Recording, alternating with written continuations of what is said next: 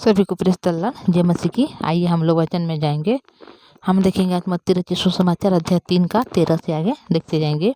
तो देखिए भाई और बहनों, यहाँ पर जिस प्रकार लिखा गया है कि उस समय यीशु गलील के यरदन के किनारे यूहन्ना के पास उनसे बपतिस्मा लेने आया, परंतु यूहन्ना यह कहकर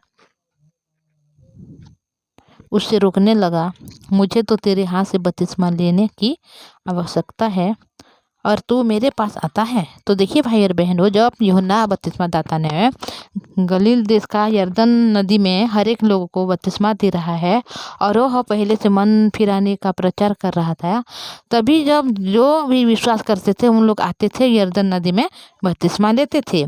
तभी यीशु मसीह यहाँ पर क्या कर रहे हैं, वो भी खुद आ रहे हैं गलील के जो यरदन नदी में और उससे बपतिस्मा लेने के लिए बोल रहे हैं।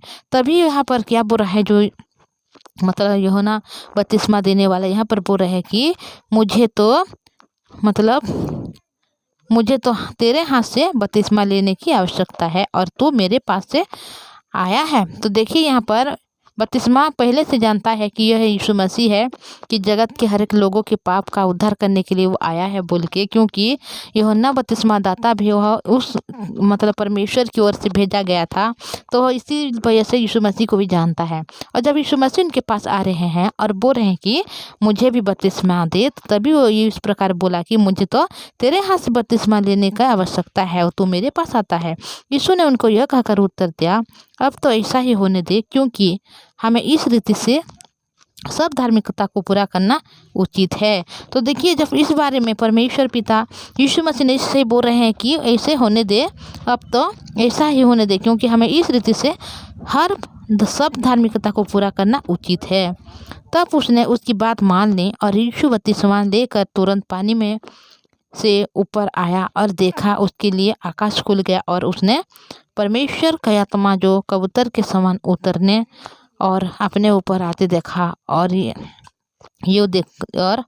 देखो यह आकाशवाणी हुई, यह मेरा प्रिय पुत्र है जिससे मैं अत्यंत प्रसन्न हूँ। तो भाई और बहनों, जब इस वचन को हम देखते हैं तो कितना महत्वपूर्ण वचन है।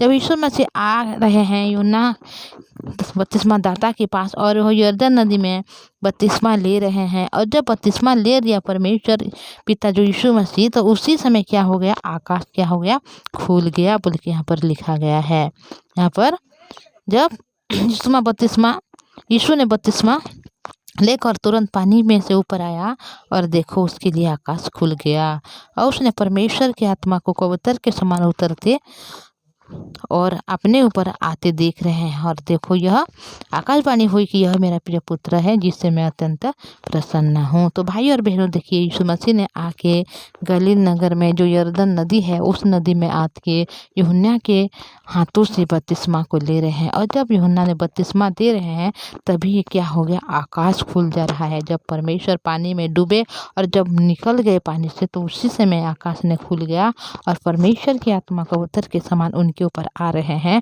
और इस प्रकार वहाँ पर भविष्यवाणी हो रहा है कि यह मेरा प्रिय पुत्र है जिससे मैं अत्यंत प्रसन्न हूँ।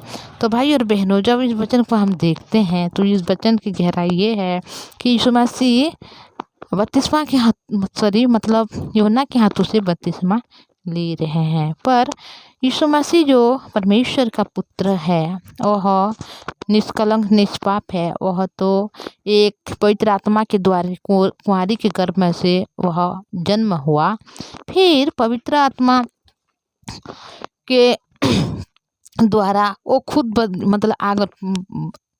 पवित्र आत्मा से बपतिस्मा अलग लोगों को देने के लिए आया है बोल के पहले यूहन्ना ने बोला। तभी जब यीशु मसीह क्यों बपतिस्मा ले रहे हैं, वो भी यूहन्ना से। और इस प्रकार यहाँ पर क्यों लिखा गया है कि उत्तर दिया, तो ऐसा ही होने दे, क्योंकि हम इस रीति से अब सब धार्मिकता को पूरा करना उचित है। तभी वह जो यूहन्ना है यीशु मसीह की बात को मान रहे हैं।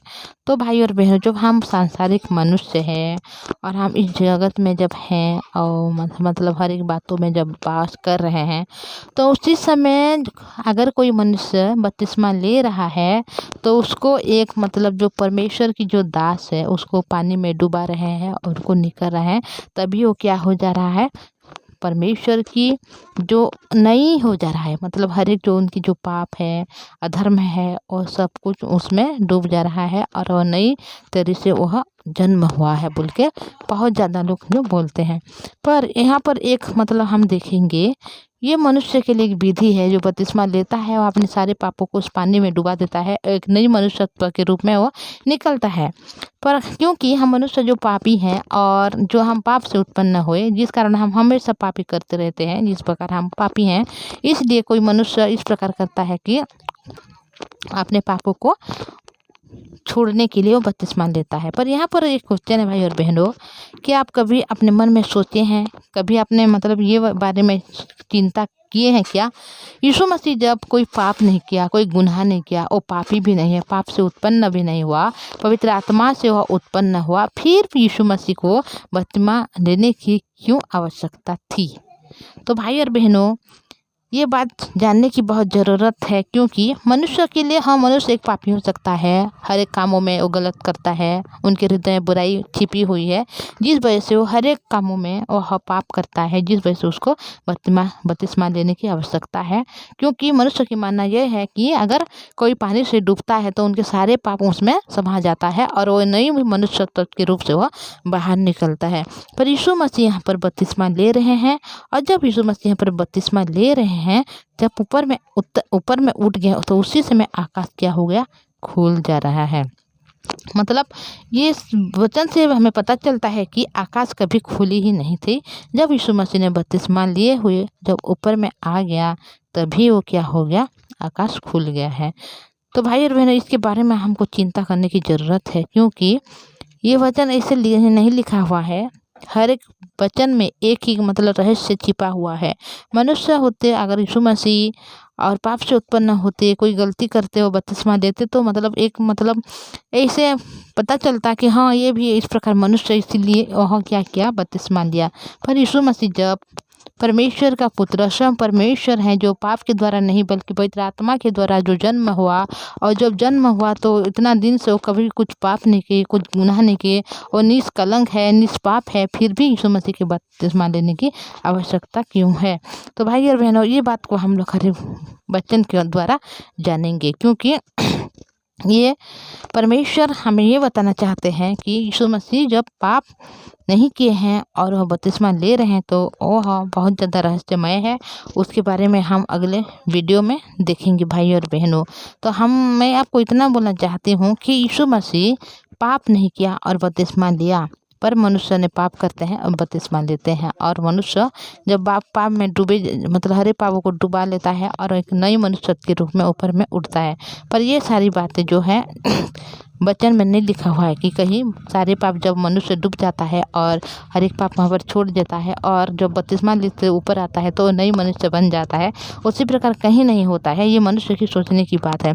तो भाई और बहनों, ये बात को हम लोग बहुत अच्छी तरह से केवल वचन के द्वारा ही जानेंगे, क्योंकि हम अपने मन से कुछ बात भी बोलेंगे तो ये अच्छा नहीं है, क्योंकि हम परमेश्वर की वचन से बात करते हैं। अगर हम सांसारिक मनुष्य सांसारिक रूप में बात करेंगे तो कोई भी कुछ भी बोल सकते हैं, पर मनुष्य की जो वचन है उसमें अगर कुछ ऐसे बोलेंगे तो हम हर एक बातों में श्रापित हो जाएंगे। तो इसीलिए हम वचन में देखेंगे कि किस प्रकार क्यों यीशु मसीह ने बपतिस्मा लिया, क्योंकि वो तो पापी भी नहीं है और निष्कलंक है, निष्पाप है। तो उसके बारे में हम अगले वीडियो में देखेंगे। तो भाई और बहनों, मैं आज इतना बोलूँगी आप लोगों के लिए, और अगले वीडियो में हम हर एक बातों को मतलब विस्तार से देखेंगे और जानेंगे क्यों यीशु मसीह ने बपतिस्मा लिया बोल के। तो मैं इतना बोलूँगी। सिर्फ आपको रिक्वेस्ट करना चाहूँगी, अगर आप इस चैनल में नहीं आए हैं तो इस चैनल को सब्सक्राइब कीजिए, लाइक और शेयर कीजिएगा। तो प्रार्थना में जाएंगे। आइए प्रार्थना करेंगे। पवित्र परमेश्वर पिता जी, धन्यवाद आपकी दया करुणा के लिए, आपने संभाला, अनुग्रह आशीष को दिया, सुंदर समय को दिया प्रभु जी। धन्यवाद करते हैं प्रभु, आज आपने संभाला प्रभु जी, हमारे भाई बहन के जीवन में हर एक खुशी, हर एक शांति को दिया, सुंदर समय दिया है। इसी वजह से ये भाई बहन आपकी जीवित वचन को सुन पा रहे हैं प्रभु जी। हमारे भाई बहन के जीवन में जो हर एक दुख है, हर दुख को दूर कीजिए प्रभु। फाइनेंशियल की समस्या है प्रभु, उस फाइनेंशियल की समस्या से आप उनको बाहर निकाल लीजिएगा प्रभु जी। उनके पास पिता परमेश्वर से मतलब कर्ज में डूबे हुए पिता, इस कर्ज से बाहर निकाल लीजिए प्रभु जी। पवित्र परमेश्वर पिताजी जो रोगी है पिता उस रोगी से उनको मुक्त कीजिए प्रभु जी। उनके परिवार के सदस्य को आशीष दीजिए, अनुग्रह दीजिए प्रभु। उनके जीवन में शांति को दीजिए प्रभु।